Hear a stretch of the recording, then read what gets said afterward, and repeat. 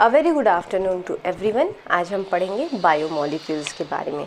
Biomolecules वो molecules होते हैं जो कि एक लिविंग या जीवित ऑर्गेनिज्म में प्रेजेंट होते हैं, इसीलिए उनको बोलते हैं बायोमॉलिक्यूल्स। बायोमॉलिक्यूल्स जो होते हैं कार्बन से बने हुए होते हैं, ये ऑर्गेनिक कंपाउंड होते हैं और ये लिविंग ऑर्गेनिज्म से ही बनते हैं, वो ही उनको प्रोड्यूस करते हैं।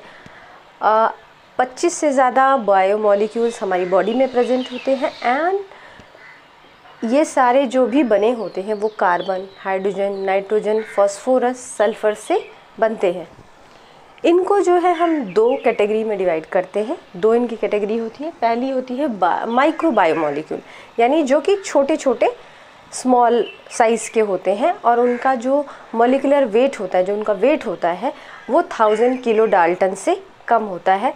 इसमें जो है शुगर, फैटी एसिड, न्यूरोट्रांसमीटर्स और उसके अलावा न्यूक्लियोटाइड, विटामिन्स और जो है हार्मोन्स प्रेजेंट होते हैं। दूसरी कैटेगरी होती है मैक्रो बायोमॉलिक्यूल्स की। मैक्रो मतलब बड़ा, मॉलिक्यूल मतलब मॉलिक्यूल, बड़ा मॉलिक्यूल जो हो। ये जो भी बड़े बायोमॉलिक्यूल्स होते हैं वो माइक्रो बायोमॉलिक्यूल से ही मिलके बने होते हैं और उनका पॉलीमराइजेशन होता है, वो एक के बाद एक चेन में अटैच्ड होते हैं डिफरेंट तरीके से और फिर ये मैक्रो बायोमॉलिक्यूल बनाते हैं। इसमें 3 चीज़ें आती हैं, न्यूक्लिक एसिड, प्रोटीन और कार्बोहाइड्रेट। जो स्मॉल बायोमॉलिक्यूल या माइक्रो बायोमॉलिक्यूल होते हैं उनकी जो बड़ी सी फैमिली है उसमें सिर्फ 4 ही बेसिक मॉलिक्यूल आते हैं।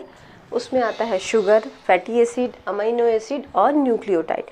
इन चारों मॉलिक्यूल में कोवेलेंट बॉन्ड होता है, जो कि सबसे ज़्यादा इम्पॉर्टेंट पॉइंट है याद करने के लिए। हाँ, तो हम सबसे पहले पढ़ेंगे अमीनो एसिड के बारे में, या इसको हम अमीनो एसिड भी बोलते हैं। अमीनो एसिड जो होता है वो कार्बन, हाइड्रोजन, ऑक्सीजन और नाइट्रोजन 4 ही मॉलिक्यूल से बनता है। ये जो होता है मोनोमर होता है प्रोटीन्स का, मीन्स जो अमीनो एसिड्स होते हैं वो सारे लाइन बाय लाइन एक साथ लगते हैं अलग अलग तरीके से। फिर वो जो मोनोमर्स होते हैं अमीनो एसिड के वो सारे मिलकर एक प्रोटीन बनाते हैं। ये जो प्रोटीन होता है वो हमारी बॉडी में प्रेजेंट होता है, मसल्स में प्रेजेंट होता है और हमारी बॉडी के स्ट्रेंथ के लिए बहुत ज़रूरी होता है। जो अमीनो एसिड होता है उसको अमीनो एसिड क्यों बोलते हैं? क्योंकि इसमें 2 पार्ट होता है। एक होता है अमीनो ग्रुप जो कि होता है हमारा NH3+ और एक होता है कार्बोक्सिल ग्रुप जो कि CO- होता है। जब एक कार्बन पे ये दोनों ग्रुप एक साथ आते हैं वो तो उस कंपाउंड को बोलते हैं अमीनो एसिड, और जो कार्बन होता है जिससे CO- और NH3+ एक साथ अटैच होते हैं उसको बोलते हैं अल्फा कार्बन, और इसको हम लोग बोलते हैं अमीनो एसिड। और इसमें जो चौथी वैलेंसी होती है कार्बन की, वहाँ पर कोई भी और ग्रुप लगा हो, साइड चेन लगी हो, तो इस तरीके से अलग अलग टाइप के अमीनो एसिड हमारी बॉडी में बनते हैं और फिर वो डिफरेंट अमीनो एसिड मिलकर हमारे साथ प्रोटीन बनाते हैं। From all the amino acids present in a living organism, one of the amino acid is very important and that is proline.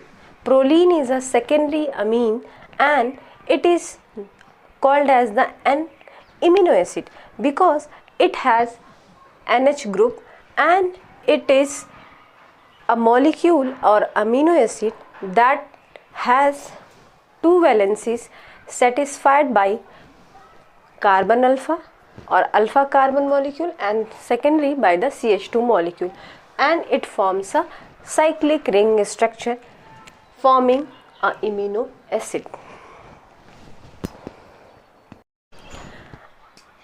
Amino acid जो होते हैं, जो उनके गामा, डेल्टा, एप्सिलॉन और डिफरेंट टाइप्स है, उसमें क्या है कि जो अमीनो एसिड है उसमें मान लेते हैं ये एक जो है हमारा अमीनो एसिड है जिसमें जो है 1 2 3 4 5 6 कार्बन है। अगर COH ग्रुप एक अल्फा कार्बन से अटैच्ड है और हमारे बीटा वाले कार्बन पे NH2 ग्रुप प्रेजेंट है तब हम इसको बीटा अमीनो एसिड कहेंगे। अगर यही NH2 ग्रुप हमारे डेल्टा गामा पे प्रेजेंट हो 3rd नंबर पे तो हम इसको गामा अमीनो एसिड कहते हैं। अगर ये NH2 ग्रुप डेल्टा पोजीशन पे या 4th नंबर पे प्रेजेंट हो, इसको हम लोग डेल्टा अमीनो एसिड कहते हैं। अगर यही NH2 ग्रुप हमारे एप्सिलॉन पोजीशन पे प्रेजेंट हो तो हम इसको एप्सिलॉन अमीनो एसिड बोलते हैं। इस तरीके से हम अमीनो एसिड को 4-5 जो है कैटेगरीज में डिवाइड कर देते हैं। अमीनो एसिड्स को अगर हम एसिडिक, बेसिक या जो है इंटरमीडिएट या न्यूट्रल सॉल्यूशन में जब रखते हैं तो वो जो है अपना प्रोटॉन डोनेट कर देते हैं या एक्सेप्ट कर लेते हैं उसके मॉलिक्यूल्स, और फिर वो एक या तो न्यूट्रल या चार्ज्ड, निगेटिवली चार्ज या पॉजिटिव चार्ज मॉलिक्यूल में बदल जाते हैं। तो जैसे ही वो निगेटिव या पॉजिटिव चार्ज में बदलते हैं तो उस अमीनो एसिड्स को हम लोग जो है पॉजिटिवली चार्ज अमीनो एसिड या पॉजिटिव अमीनो एसिड या निगेटिवली चार्ज अमीनो एसिड कहते हैं।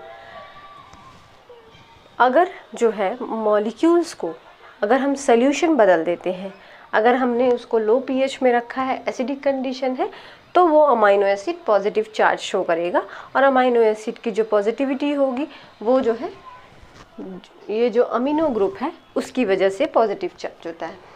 जब हम उसको न्यूट्रल pH या 7.4 pH पे रखते हैं तो अमीनो एसिड पे कोई भी चार्ज नहीं होता है और वो न्यूट्रल होते हैं। इसमें एक NH3+ होता है, COH- होते हैं और वो दोनों न्यूट्रल हो जाते हैं। तीसरी कंडीशन होती है अगर हम बेसिक सॉल्यूशन में किसी अमीनो एसिड को रखें या हाई pH पे रखें, 14 pH पे रखें, तो उनके ऊपर एक नेगेटिव चार्ज जनरेट हो जाता है जो कि CO- की वजह से हो जाता है, और वो जो होता है अपना जो होता है प्रोटॉन डोनेट कर देते हैं सॉल्वेंट को, जो उनका सॉल्वेंट होता है, और इस तरह से उस पर एक नेगेटिव चार्ज जनरेट होता है। तो वो जो हमारा अमीनो एसिड होता है वो पॉजिटिवली चार्ज हो जाता है, नेगेटिवली हो जाता है या न्यूट्रली चार्ज हो जाता है या न्यूट्रल अमीनो एसिड हो जाता है। अब हम पढ़ेंगे अमीनो एसिड की या अमीनो एसिड की ऑप्टिकल प्रॉपर्टी।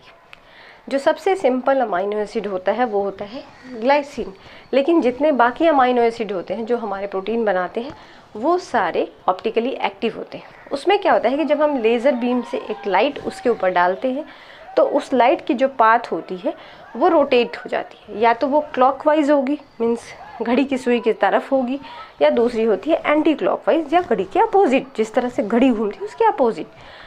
जब वो लाइट की बीम को मूव कर देता है राइट डायरेक्शन में या लेफ़्ट डायरेक्शन में, तब हम उसको बोलते हैं ऑप्टिकली एक्टिव कंपाउंड या कायरल मॉलिक्यूल, और उसकी जो प्रॉपर्टी होती है ये रोटेट करने की उसको बोलते हैं कायरलिटी।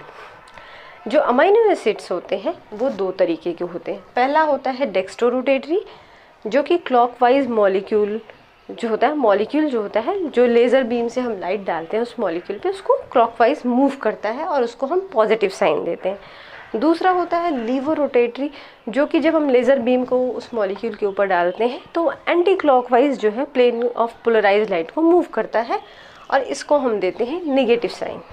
तो जो अमीनो एसिड्स होते हैं हमारे डिफरेंट टाइप के, जो कि ग्लाइसिन को छोड़कर, वो सारे दो ही टाइप के होते हैं, डेक्स्ट्रो रोटेटरी और लीवो रोटेटरी। अब हम पढ़ेंगे एकाइरल मॉलिक्यूल क्या होता है। एकाइरल मॉलिक्यूल वो मॉलिक्यूल होता है जो कि प्लेन ऑफ पोलराइज लाइट को रोटेट नहीं कर सकता है, न राइट में न लेफ्ट में, जैसे कि ग्लाइसिन। तो वो होता है एकाइरल मॉलिक्यूल जिसके पास कायरलिटी की प्रॉपर्टी ही नहीं होती है।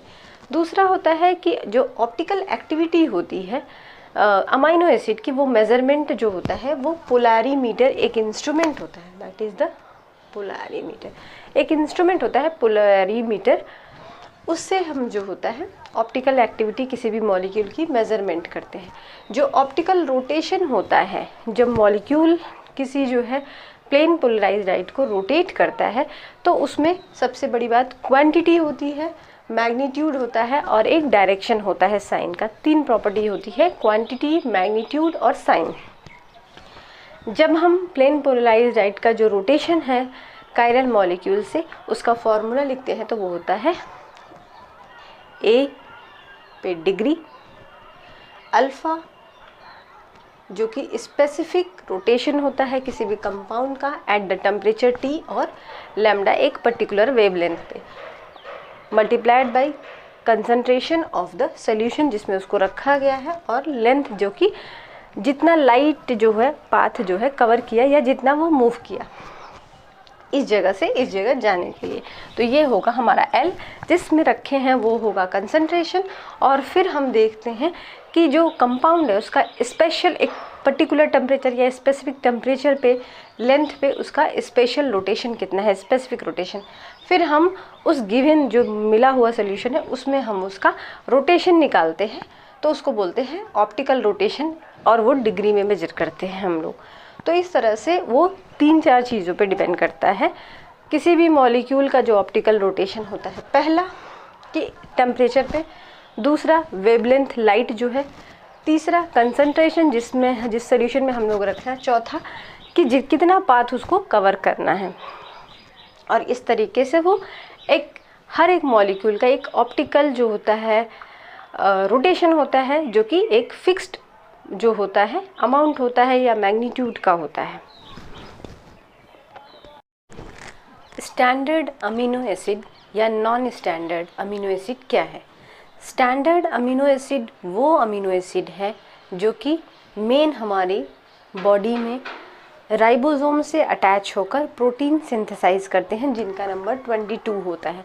लेकिन हमारी बॉडी में ऑलमोस्ट या एक लिविंग ऑर्गेनिज्म में ऑलमोस्ट 100 टाइप्स के अमीनो एसिड होते हैं, लेकिन सिर्फ 22 यानी 22 ही स्टैंडर्ड अमीनो एसिड होते हैं। और ये सारे L अल्फ़ा अमीनो एसिड होते हैं या लीवोरोटेटरी अल्फ़ा अमीनो एसिड्स होते हैं। जो स्टैंडर्ड अमीनो एसिड्स होते हैं हमारी बॉडी के, वो 2 ग्रुप में डिवाइड होते हैं, नॉन पोलर और पोलर। अगर कोई अमीनो एसिड है और उसकी साइड चेन है और वो नॉन पोलर है, मतलब पोलैरिटी नहीं शो कर रहा है, तो उसमें glycine, alanine, valine, leucine, isoleucine, proline, methionine, phenylalanine और ट्रिप्टोफैन अमीनो एसिड आते हैं।